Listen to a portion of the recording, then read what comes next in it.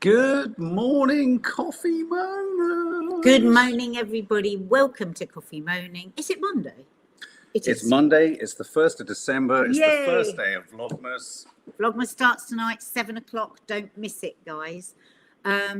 Welcome to our channel. If you're new, please hit the subscribe button. It's free, and the notification bell so you can be notified when we're going live. I am so sorry. I've just realised.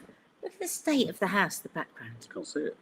Can you not see it in there? I can No, see no, it. I can't see it. But anyway, welcome. To see digestive crisps. Digestive crisps. That's an idea, isn't it? Digestive crisps. Jesus. So today we're going to be talking about Netanyahu begging for a pardon over crimes he committed before he committed genocide.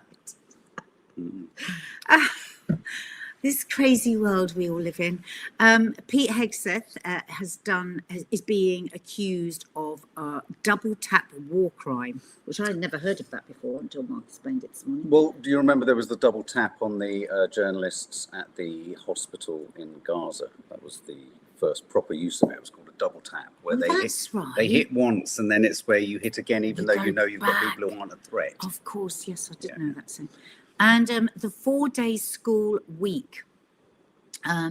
This is going to be very much a chat with you guys because we want your opinions on this as well. They're talking about maybe cutting the school working week down to 4 days to help teachers who are enormously stressed and who are leaving in droves. And we want to have a conversation with you about that, how you might have felt as a kid if that had happened, if you're a parent, how that could work for you, if you're a teacher, how you feel about that. So be ready to comment away because we want to read lots of your comments out. And Mark, what's the last thing? And we're going to be talking about Naughtiness on the set of Rivals, the fantastic Disney Plus show based on the late now, sadly, Jilly Cooper's novel of the same name. Raunchy, ribald, bawdy, all the rest of it. And apparently that's what it's like behind the scenes as well. God, I love actors. It's what's happening on location too. I love actors. How much of that is real and how much of that is just good PR? We will never know. Well, let's have a little think and try and work it out. But firstly, did you have a nice weekend, Nat? We did, but I don't want to say too much about it because I don't want to accidentally reveal our surprise. Oh, are you worried you might trickle into Vlogmas territory? Surprise. And you know when people say, oh, a surprise on social media. Yeah. This really is. It's not. We're not bullshit. Yeah. We never bullshit. Sunita Deary asking how Nanny Di and Hannah are. Thank you very much for asking. They're sort of, Hannah is in the hospice, and as ever being incredibly brave, putting up with a lot. It's just a lot. I never say too much on here because everything is her story to tell. But from the POV of friends, the group of friends, we are all as in awe of her as we've always been since the first day I met her. I've been in awe of her, and I'm even more in awe of her now. So, but it is very, very sad. Yeah. And Nanny Di, I mean, she's in a sort of, I would think, Mum, you'll watch this at some point today. You're in a sort of holding pattern, I would say. She's in a stable situation with a care package.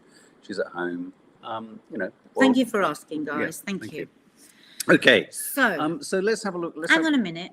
What is the famous Winnie the Pooh soothing? Zoe just... Has Zoe... I thought Zoe would get it for me. Bless you, Zoe. I'm just going to scroll up. So we were talking about... I'm a real Snoopy lover. I love Snoopy. And I love Winnie the Pooh. And if you read the Winnie the Pooh books, I think at any age, Winnie the Pooh can still... It's actually Piglet that comes up with mindfulness as well. It comes up with... No, it's mostly Winnie. It is Winnie, yeah. But Piglet does come up with Piglet real usually insights. asks the deceptively simple questions that Winnie the Pooh then has the philosophical answers to, doesn't he? So this is the quote. Thank you, Zoe. You're braver than you believe and stronger than you seem and smarter than you know. You missed off the no. There's the last word there. Oh. Braver than you believe, stronger than you seem and smarter than you know. Think, Zoe says. Fucking hell, guys! If you're listening to a podcast, it's none the wiser. I never get it right. Let me replace Zoe's original one with that. I quote it all the time. Now, this is when you put it. You're braver than you believe and stronger than you seem, smarter than you think. Now she's saying I forgot the no, but you've put think. Oh my! You're just as rubbish. Get off. Go on. Get out of here. Okay. Well, let's start with the monster, shall we?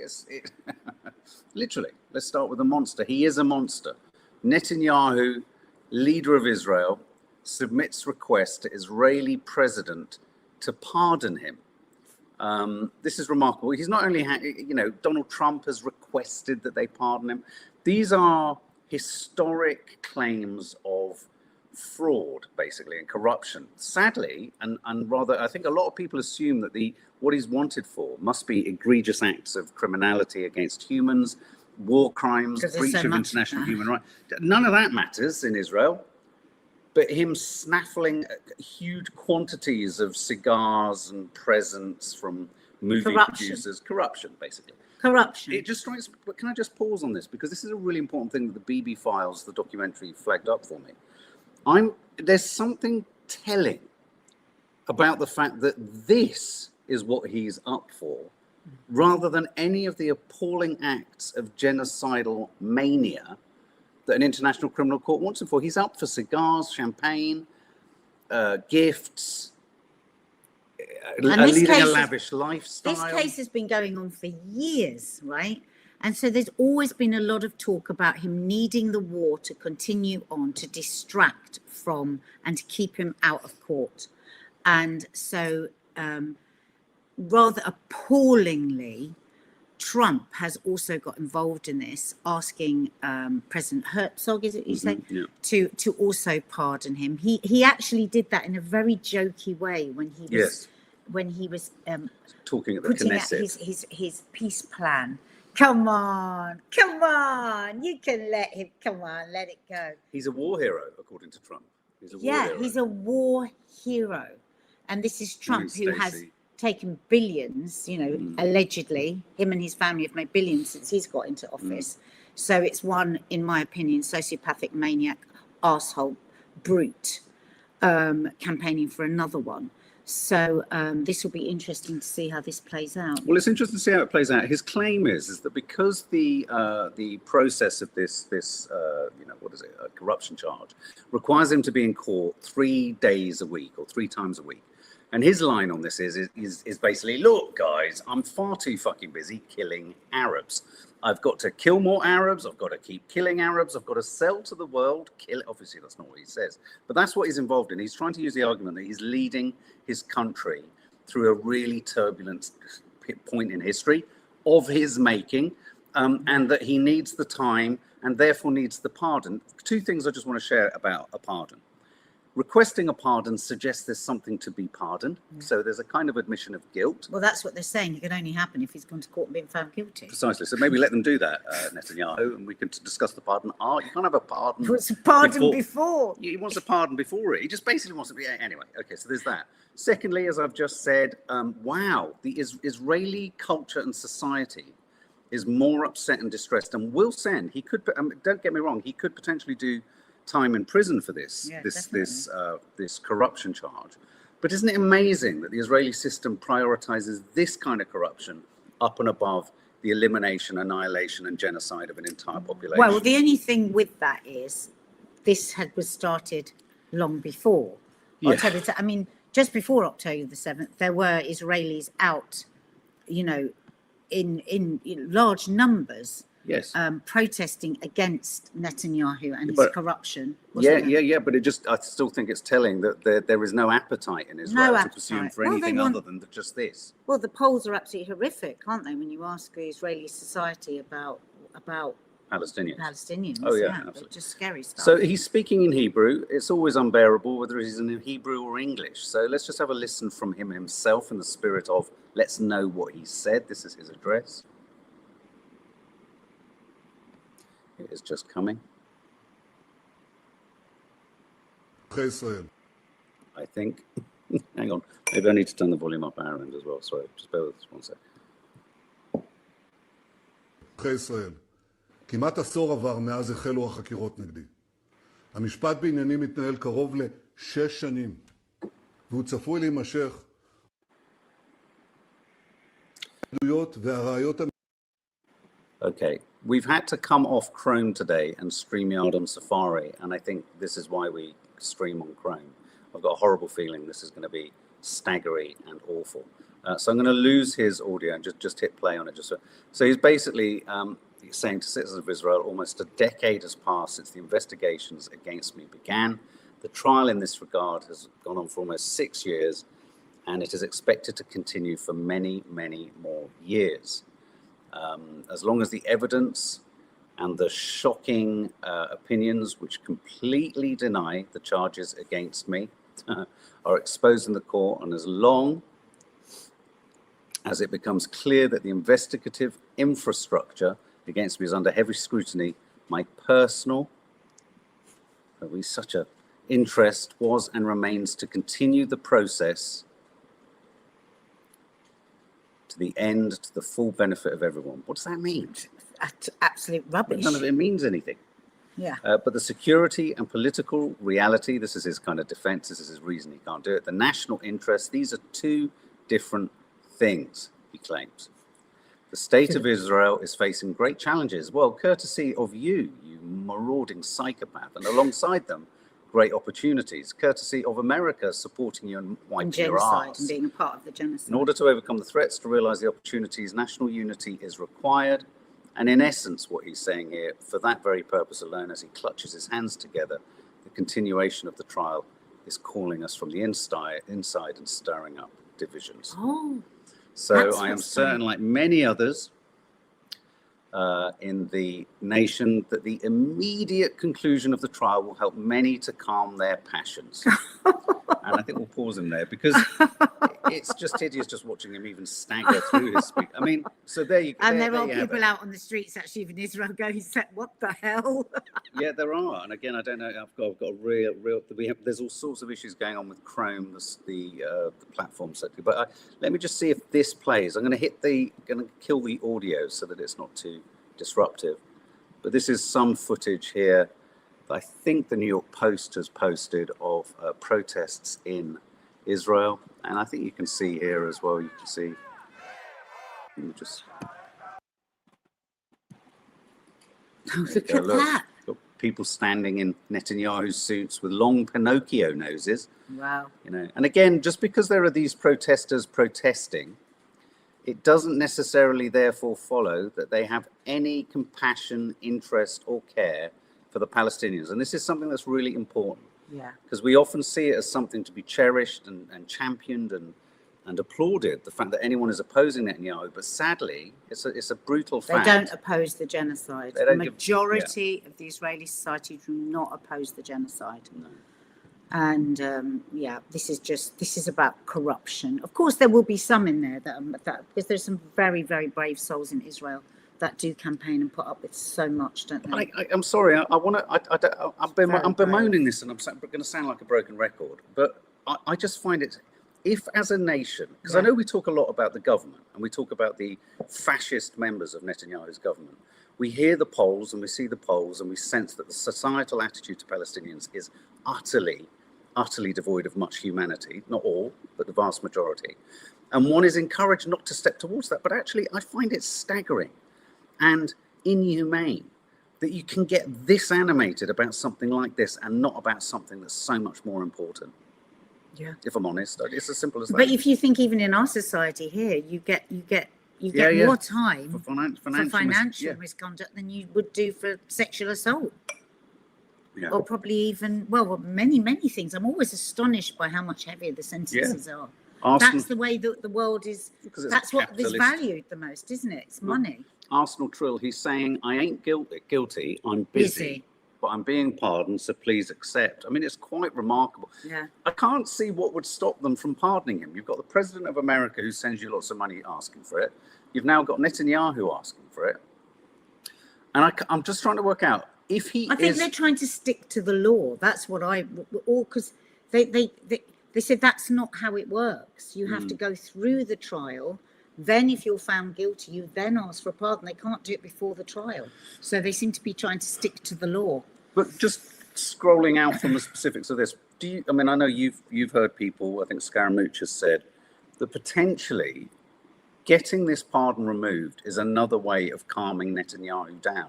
Because he's been declaring wars left, right, and centre. And we've talked a lot about how he has a vested interest in conflict so he can avoid these charges. So that America kind of, wants to calm him down from the warmongering. because of the warmongering is connected to the trial, because Yes. he can keep not making it. Yes. I think it's going to end up happening, because I think that whatever America wants happens. So Right. I think that I think it's going to happen. Do you? I think he is going to be pardoned. Yeah. Absolutely, I think it is going to happen. But I also think there is. I can't work out if him calming down. Here's the problem. This is the invidious situation we're in.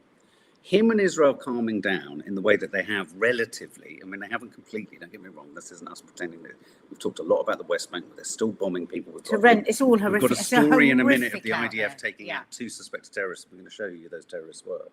The 2 little boys that were shot. Yeah, I was going to show that as a kind of. Well, I'm just thinking we haven't got the Yeah, clips. no, I have. I've got it as a. Well, let me show you this. So the IDF the other day said ceasefire violation. IDF troops identified 2 suspects. This is what the IDF posted. They posted this. So IDF troops have identified 2 suspects who crossed the yellow line, carried out suspicious activities, and approached the troops in southern Gaza, posing an immediate threat, right? The IAF eliminated the suspects to remove the threat. In another incident in the area, IDF troops identified a terrorist who crawled across the yellow line and approached the troops, posing an immediate threat. The troops eliminated the terrorist to remove the threat. Swipe across. There they are. The suspects which Israel eliminated to remove the threat are 8 and 11 years old. Let's just pause with that for a second. Wow. Just think about that for a second.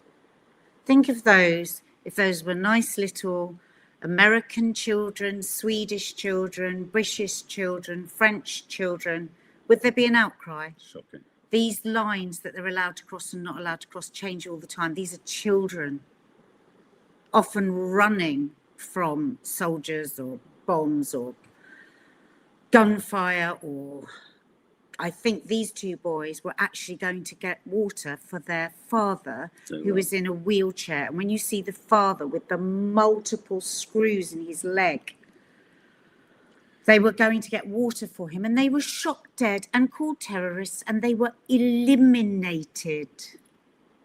Imagine being a soldier who's threatened by them. I mean, imagine actually being a soldier Little that is bare feet. threatened by them. How does that leave you feeling, guys?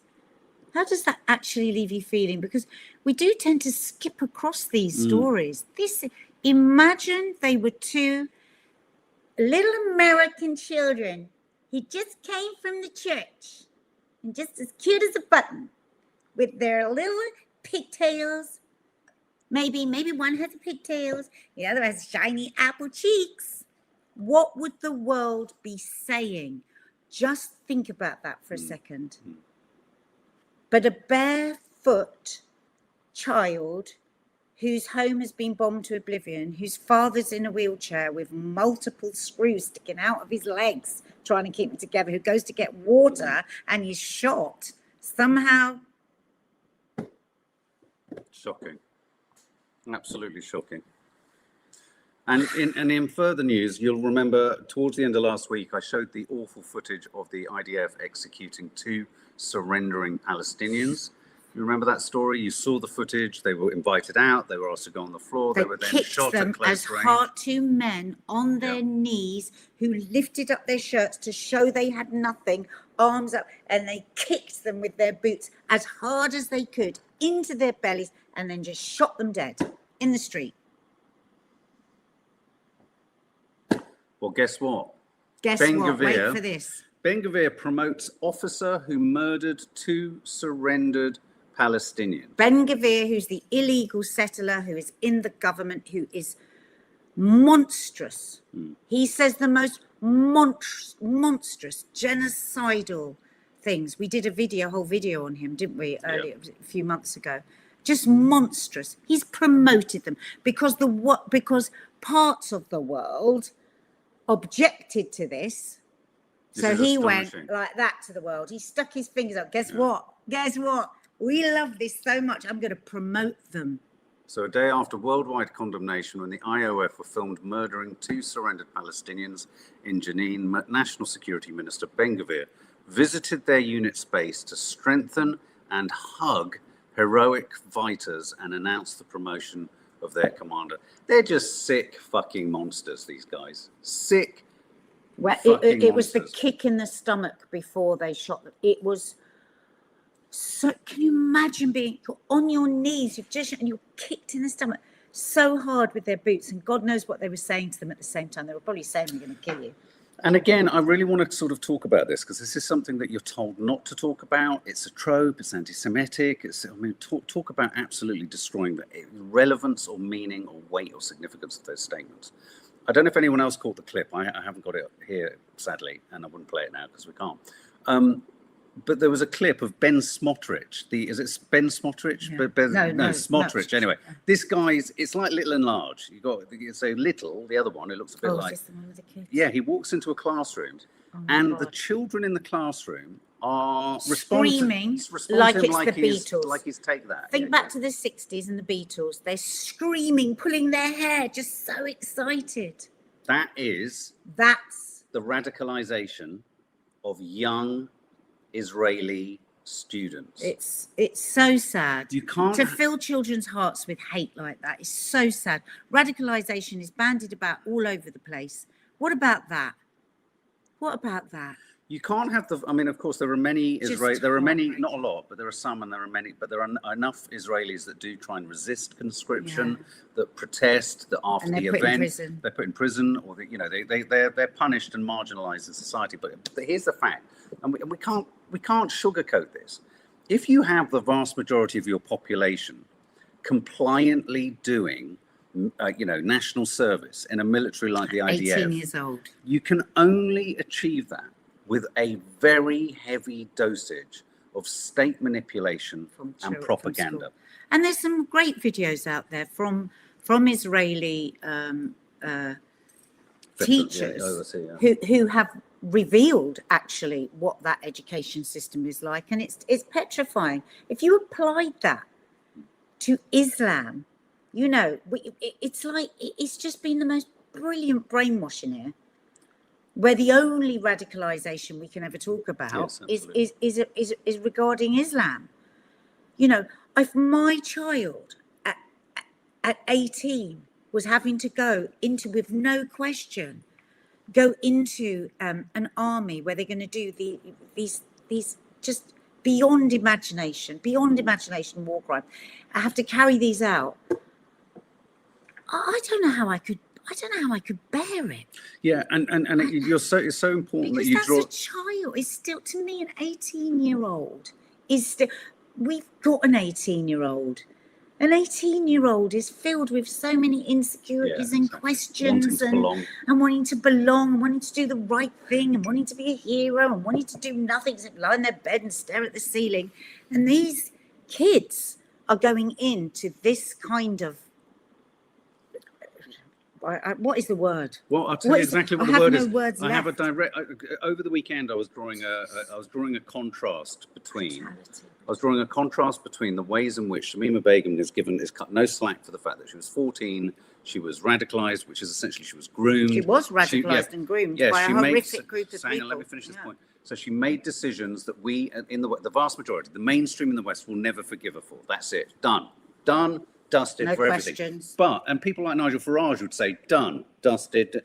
Farage is asking us all to overlook his 14-year-old rhetoric about fascism and racism. Yes, that's so and I would make a really interesting comparison here too. We hear so much about radical Islam, but we don't hear about the fact, just because once again you put an army in uniforms and they commit atrocities, just because they're in a uniform and you call your country a democracy, doesn't make what they do right or justifiable or legal. Hence why the International Court of Justice have put out warrants for arrest for Netanyahu and his ex-minister, because they have found enough cause to accuse them and ask them to come to court for war crimes. And yeah, absolutely. And by the same extension, I would say the world is obsessed in the same way with only Pakistani grooming gangs, not grooming gangs, Pakistani grooming gangs. We only think of radical religion in terms of radical Islam. This government, Israel, the IDF, and the vast majority of those who don't push back against it, resist it, or refuse to serve are themselves victims of radical Judaism, or whatever you want, Also in America, some of what you hear coming out of there. All religions have the potential to be used and to manipulate the masses. All. It is not just Islam. And to reiterate again, I am not Muslim. Everyone assumes I'm Muslim because my dad is Arab. We're not Muslim. My dad's Christian. And all religions have fractions that are radicalized, but it's like we can only ever talk about Islam in those tones. Okay, so I mean, you know, so he's asked, so just like someone just said, not Buddhism. That is right, Persephone. That's Buddhism. Yeah. I wonder if you can get, I don't know, actually. Can you get radical Buddhism? Is that where you insist Nothing everyone like, stays quiet and doesn't hurt people? Nothing like we've seen. Nothing, yeah. Okay, sort of moving on. Again, obviously, you've noticed I've been hobbled all the time I've spent this morning getting the clips. Safari can't cope with them. I will try one more clip, but if it fucks up, then I'm not gonna proceed with that. The next story is Hegseth. Does anyone know who Hegseth is? If you don't know who Hegseth is, he is. Oh, thank you so much, Katie March. Thank you for supporting the channel. That's very kind of you. Thank you. Pete Hegseth is the war criminal. No, he's not war criminal. He's the war secretary. Well, or is he a war criminal? Do you remember when Trump came in on the ticket that he was like the anti-war president? Yeah. And then they changed the Ministry of Defense to the Ministry of War? Yes. Right? Yeah. Why defense is such a weak word. So they changed it. Let's to change it war. to. This is the guy. This is, don't forget, this is the president who's anti-war. He's not even on a war ticket. This is what I mean. I've ended so many A wars. lot of MAGA wanted him because he wasn't going to spend billions Yeah. on foreign wars. I've ended 8 wars and I've stopped 5 pre-wars and 6 half wars, and I might stop 3 wars. 6 that haven't even wars. started. I've stopped 5 wars that never even started. Do you understand? I'm so good at stopping wars. Anus mouth. Okay, well, Mark Kelly, Democratic. I think he's a senator. He was also one of the guys. He's a veteran as well. He's one of the guys who was in that video that the Democrats put out saying to the to American military, do not take illegal orders. Do not do it. He literally just reiterated that you don't have to do anything that's illegal or against the Constitution. Yeah, he didn't say anything illegal. Crazy, He said right? you don't Radical. He didn't do anything illegal. He said don't to troops. Don't feel you have to do anything illegal. Yeah. But Trump said he should be executed. Remember that moment? For him, Mark Kelly. Mark Kelly says Pete Hegseth's reported double tap strike, this was back in September, the details have only just kind of come through properly, on an alleged drug boat from Venezuela seems to be a war crime. Now, just a couple of things to unpack here. This is America's increasing hostility towards small boats in the sea coming from Venezuela to America. They're described as narco-terrorists. Donald Trump's playing very fast and loose with the term war, a war on drugs, a war on Venezuela. What is this? They're routinely bombing boats in the sea without kind of not asking for permission. They're just going about it. That in itself, I think, is a war crime. I think that's something to be questioned. But what happened in this instance was they hit a boat. And they had evidence, and on the cameras you could see there were 2 survivors. So 2 people survived the hit. They were clinging onto the boat, and the order allegedly was given to strike again, just like the hospital in Gaza.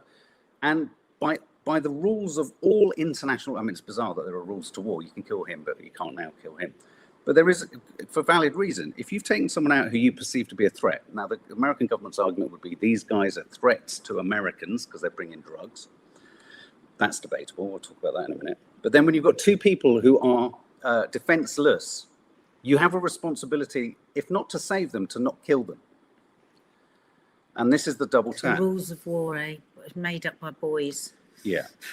So I just want to see if this plays. If it doesn't, I apologize and I'll pull it straight off. The rules of war just make me feel sick. Sick, exactly. So this is Trump on Air Force One being asked, did Hegseth order a double tap, and is it a war crime? And no. So we're not going to be able to play any clips. It's too stressful. Can't you swap over? No, I can't. I've brought all these clips in. But anyway, what have I got here? No, that's not it. So apologies. You'll have to do the impersonation. Chrome has fallen apart. So basically he's asked, Mr. President, has Hegseth committed a double tap war crime? No, I know nothing about this. If he says he didn't, he says he didn't. I've seen nothing. I believe him. But if he did do it, would you condemn it? He says he never did it, so I don't need to condemn anything. Are you okay with that? That's pretty much what he says. And so he sort of dodges the question. But just look at this. Look at this. So Pete Look Hegseth. at this. I was open-mouthed when Mark showed me this morning. This isn't a video. It's not a video, thank God. Yeah. What a shame. Put all those I know. videos in. But here you go. So this is what Pete Hegseth uploaded on. I literally can't believe it. I'm laughing because it's so horrific. He uploaded this onto his X account. Wait for You it. ready? For your Christmas wish list, a classic Franklin children's story, Franklin targets narco-terrorists. And you have a terrapin or a turtle in a helicopter firing a bazooka at boats with men with guns and parcels of allegedly, presumably drugs in there. This is the Minister for War posting, obviously made up books as something that kids and Americans should be proud of. Franklin targets narco-terrorists. A classic children's story for your Christmas wish list. Can you believe that? Can you believe it? I just can't actually believe it. Christopher Gundle, hope you well. Have you seen all the Quiet Piggy t-shirts being sold? Not by Trump. Please tell me Trump hasn't. Oh my God. Oh, here we go. Mary Clark. Is it? I wondered if it was huge 'cause I solar couldn't get flares are anything- hitting Earth will cause technical issues, as per Stefan Burns. On that, I've got a very, very brief update later, which I know Nadia doesn't want to hear. Unbelievable, right? So he's engaging in double tap war crimes, allegedly, but he's also, he's lost the plot. That to me is deranged. This is. I mean, they've lost their minds, haven't they? Yeah. How could you post? I think Franklin is a character, but this book. This is not a book currently on sale, No. though. I'm sure they would particularly like it to be a classic. But this Franklin is the story. ego gone crazy. This is. I liken this to what Ben Gvir did. What the world wants a problem, and I tell you what, I'm going to go and promote those two animals that kicked these men in the stomach when they had nothing on them and then shot them dead. I'm going to go and promote them and put that in your pipe and smoke it. And that feels like a similar kind of thing from Hegseth. Look, we can do what we want. Yeah. And what is going on with you, America, that you can't just go to other countries and just willy-nilly shoot people in the sea. And hasn't it been proven a number of times now that they're fishermen? That these aren't. Well, you can't do it anyway. You can't just have your own court of law in your own mind and then just find people guilty and go and shoot them in the sea. But the other part of this, which is interesting, is, and it's great when you've got far-right commentators giving you all of your details. So Tucker Carlson talked about the fact that he did a breakdown of where most narcotics are coming into America from. Venezuela accounts for 5%. He said if Trump was being honest about why he's hitting Venezuela, let's face it, he's never honest, so we know it's oil, we know it's something else. Distraction, perhaps being able to declare a war in order to bring in martial law, who knows. But as Tucker Carlson says, the strongest compelling argument is to hit Mexico. And even the... But even then... but he's not suggesting he should, but he said that 38% of drugs comes into America. If that's the excuse he's giving, he should be doing in Mexico, though, of course, you can't just... They're running a court of law in their Oval Office and then saying, and you know what? Put to death is the answer. Yeah. Send out the boys, man. Send out the turtles. I just love the word narco-terrorist. It has a hyphen in the middle. I don't know what a hyphen is. Jesus Christ. Be careful who you vote for, guys. Yeah. Has everyone joined the Green Party yet? Yes, please do. And I had a really good quote. I can't play it because it won't play. But Owen Jones talked about, it was the Your Party conference this weekend. Which was the party, and it was set up in opposition to Labour. By Zara Sultana and Jeremy Corbyn. All very excited. They got 800,000 people, didn't become members. I was one of them, signed up. Yeah, let us know. They decided this weekend at conference to call it Your Party, but... Zara Sultana refused to go to the opening day because a friend of hers wasn't allowed in. because he was a member of the Socialist Workers' Party, and Corbyn had insisted that if you're a member of another party on the electoral roll, you should. So basically, the long and the short of it is, Owen Jones does a great piece. Go and check him out on Instagram, where he just unpacks the fact that you gave us hope and you went and fucked it stupidly. Because, you know, all that hope has gone. And thank God, as I said at the weekend, thank God we have Zach Polanski and the Green Party. Otherwise, we'd all be trying to go, how can we make this work for ourselves? I mean, they've shot themselves entirely, and the biggest mistake they've made, they've proved to all the right-wing media that left-wing politics can only ever argue amongst itself and couldn't run a fucking, you know, piss up in a brewery. Anyway. Sorry, I've got a bit of tea. I know. Do you want some? I haven't got any water. I'll give you some water. Okay, go on. Okay. This fortunately doesn't have any clips. Schools urged in the UK to trial a 4-day week to ease pressure on teachers in England and Wales. Discuss. What do you think? What do you think? I'll give you a bit, whilst you're having your thoughts and they come through, I'll just give you a little bit more detail on this. So this is, campaigners are urging the government to pilot a 4-day working week in schools in England and Wales because they say it will boost teacher wellbeing, retention, and teacher recruitment rates, all of which are crucially important in terms of signing up to the conventional terms of education. We homeschooled our kids and we have a very different take on what education should be and could be. However, the 4-Day Week Foundation has written to the Education Secretary calling for greater autonomy for schools to pilot shorter working weeks, saying the government will not be able to meet its manifesto pledge of recruiting 6,500 new teachers unless they change. This is the idea that we often hear, that, you know, teachers do a 5-day week and then they do all of their school prep and everything else outside of school hours.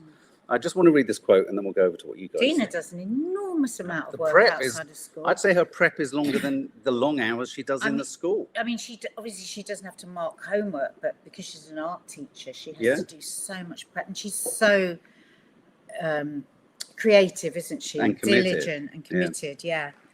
So she doesn't ever just churn anything out. No, James Reeves of the 4-Day Week Foundation's campaign said, teachers are burning out at unprecedented rates. A 4-day week isn't about doing less, it's about working smarter, protecting staff well-being and ultimately improving outcomes for students. It's time for bold leadership and evidence-driven 4-day school week trials to show what a modern, sustainable education system can look like. Now, obvious thoughts around this? I think my first two thoughts, and I'll shut up. I can see why, because I think teachers have a lot to do, an awful lot to do. But then what do parents do? I'm a big fan and believer that life needs to have a better work-life balance ethic, but that is utterly inconceivable for the vast majority of people who are living hand to mouth every day of the week. So the idea of having your kids not at school for a day must be fucking frightening everyone, I'd have thought. What do you think, guys? Mayo, I don't think you need to have cut school days down to 4, just schedule lessons on particular days in a way that lets all teachers have a day off a week. That's a good point. I see what you mean. So like every teacher only does 4 days, but all their 4 days go across the 5 days at some point. So so you have a staggered kind of schedule. That's a good idea. Patman, 67. I made my school days a 4-day week decades ago, took most Fridays I off. used to bunk off Fridays all the time because it was singing, Italian Conti, and I hate the singing teacher. Fair dues. Bell X, I think the whole education system is ridiculous. I'd prefer they were doing more practical stuff, maybe on the 5th day, doing something more practical. Here's my suggestion. That's kind of along the lines of what Mark was thinking. So when Nad said quite understand, she said, yeah, but, you know, think of this for all those parents. I mean, I support it. I do think teachers are, I mean, they are leaving in their droves. What are we going to do? We've got to have some blue sky thinking. We can't just keep limping along in the way that we are. Yeah. But, and also I think kids, especially, well, all ages actually, I think there's not enough family time and there's not enough time for children to sit with what they might want to do and what they, and also homework can be a lot. So, you know, we homeschooled our kids. So of course we're going to see the good side of it, but also what about work? What about if people haven't got anyone at home? What about if you've got a kid that isn't committed and is going to and who's just going to lie around all day playing video games? That's the problem. I have a solution. So it's a 4-day week for teachers, the mainstream teachers teaching all the heavy lessons, doing all the prep, and on their 5th day, you know, they do all their prep. away from school. Because they're not actually saying it's a 4-day week for teachers. They're actually saying you do your work at home, basically away from the school.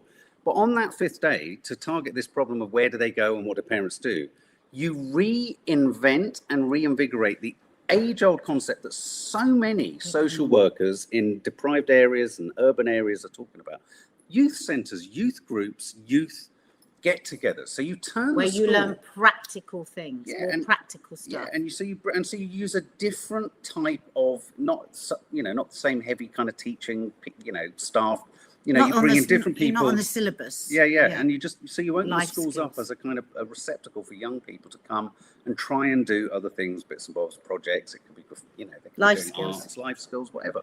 I mean, the thing is, you don't want to have to employ more teachers to do that. So you need to be able to pivot. Say, I don't know, PE teachers. You make all the more practical-based teachers do that day, and then all the other teachers that have to do all the prep do the other day. Yeah. It's just a thought.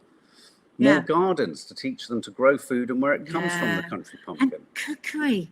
They don't do cookery lessons anymore. It's ridiculous. Dina will still quote her cookery lessons, what she learned. I mean, I didn't do many. I think I probably did a year of cookery lessons, and it was all sort of just stuff I could do anyway, really. But for a lot of kids that don't see their parents cooking, how do you learn? We learnt by watching our mum, because she was such a good cook. I did too. And that's why you only do boiling of bags. Lisa Christo Delou, a lot of children are safe and better cared for a school, which again, I think that's the other thing, Lisa. I think this solution would work for that, though. So the children don't get a day off, but they get a different day. They get a different day, exactly. They get a day where they're doing, it's not maths, it's not English, not history, it's not, all the kind of science, physics and all that kind of stuff. And wouldn't that be nice on a Friday if you were doing more practical stuff and more of the fun stuff and more of the PE and the art and all that sort of stuff? Yeah. I mean, I'm sure people say, oh, but there's no way we can do that. But is it really the case that there's no way we could do that? In Paris, school is closed on Wednesday. Oh, wow. Wednesday. But there is a club for kids to go to, and they do art activities. There you go. So well, France has a much better system. Our kids are the unhappiest children in Europe because of the education system. I used to love Play That's what Centre. the Children's Society come up with that every year. So why don't we look to countries that don't have the same kind of problems and sort of think, oh, could we shift a bit? Yeah, the nights I wasn't at my childminders, I would spend the other 4 nights late. I'd stay at school as late as my mum could keep me there, and I would be there till 6. So from 3:50 till 6, it was so much fun. You would play games, you would run around, you'd have a bag of crisps and a beaker of squash. Oh God, it was so exciting. You'd crush the bags of prawn cocktail, KP crisps, and throw them at each other. It was wonderful. Jan, I worked in junior youth clubs years ago and the kids loved it. Also attended youth clubs myself when I was younger. Well, I remember when the Tories got in after, who's the Blair? No. Cameron? The one after Blair. Gordon Brown? Gordon Brown. Because Gordon Brown had done so much for things like youth clubs. Things were the best they'd ever been. There was just so many amazing things going on. And then austerity came in with the Tories. And then very quickly, so many places were closed down. Where are all those brilliant youth workers? Yeah. Why not look to that and start to recreate that a bit in schools? I think it's a great idea. Yeah. And then if they're set up for that, who's to say you couldn't do that sometimes at the weekend? Yeah. Yeah, absolutely. Bellex and Ireland, they have a half day on a Wednesday. Do they? Wow. So other Why countries are already Wednesday? ahead of the curve on this. So we're way Maybe behind. to break down the week. Yes, I wondered why it said it's just England and Wales they're talking about. So they already do it now. Yeah. Some kids, school is their only safe space. Yeah, but again, this solution that I'm suggesting. That's why this solution would work. Means they're not at home. And maybe they get a bit more parenting because youth clubs are. I mean, like you say, maybe it's not the teaching stuff, because I think kids respond really powerfully to other adults other than teachers that you've got all week. So if you brought in specific youth workers, local to the community, obviously all vetted and all, just have a database of youth workers that could come in and mobilize and excite the kids with alternative ways of doing things. The local academy has half-day week, Wednesday. Well, this was what I found interesting in this article in The Guardian, was that they don't need permission from the government.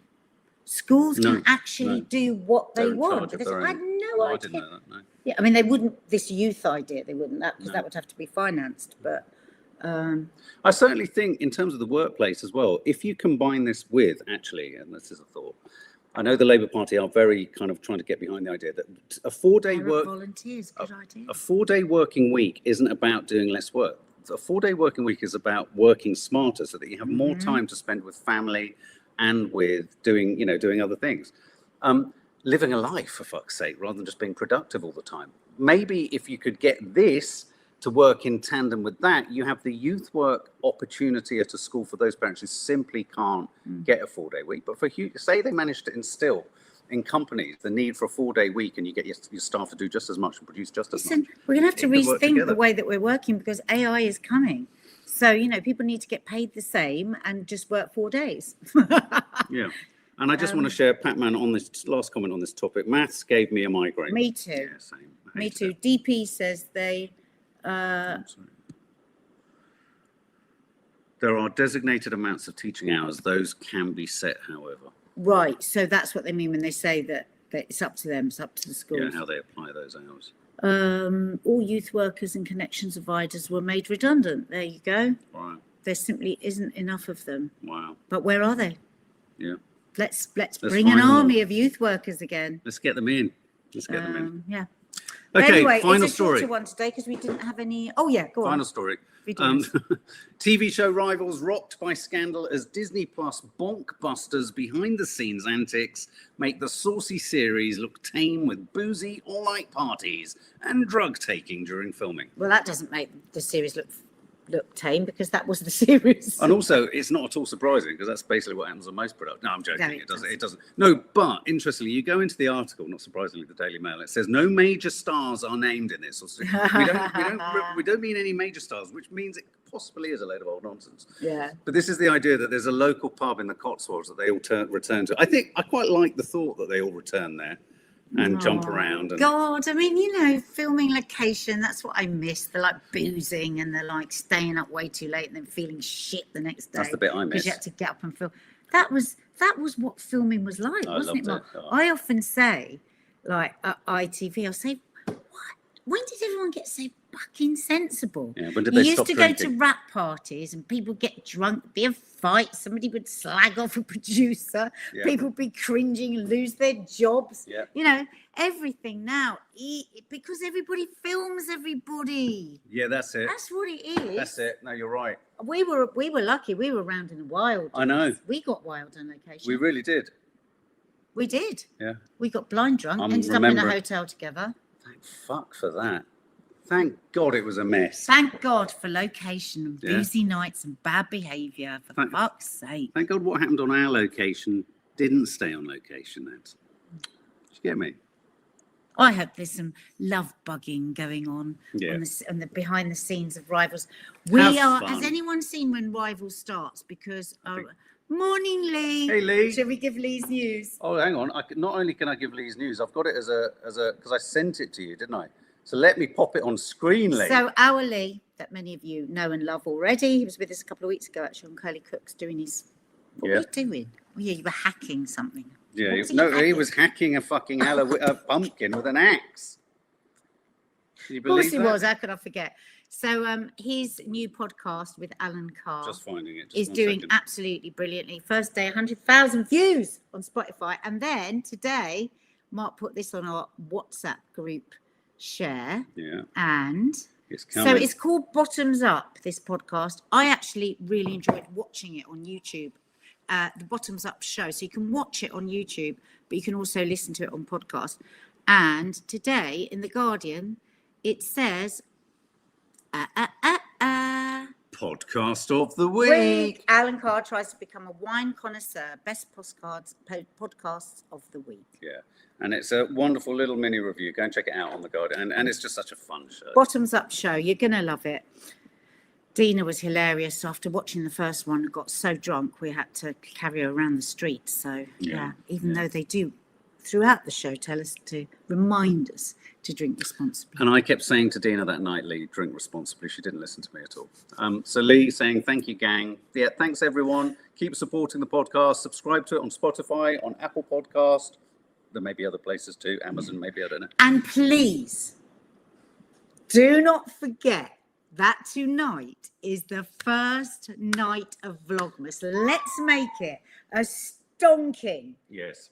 success, because 7 o'clock. it's going to be so good, this Vlogmas. We've already, oh my God, the filming of The Loft this year already. Well, the We did filming it of the Dina. other day. We've got so much great content. Dina, we don't already. even know if we can put out what we I'm filmed. passing it. I'm passing it through a filter. That might just have to become a family video, that Passing one. it through a filter. I'm not even joking.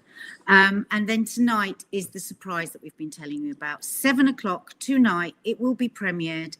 Join us, tell all your friends. We put so much work, heart and passion into this, and it would be really great if you subscribe, hit the notification bell, because it helps us out and then helps our videos get out to more, and then we can make more videos, and it's just great. So Tonight, 7 love you o'clock. lots, like We'll jelly be tots. premiering. Take care, guys. See you tomorrow, Lee. Bye.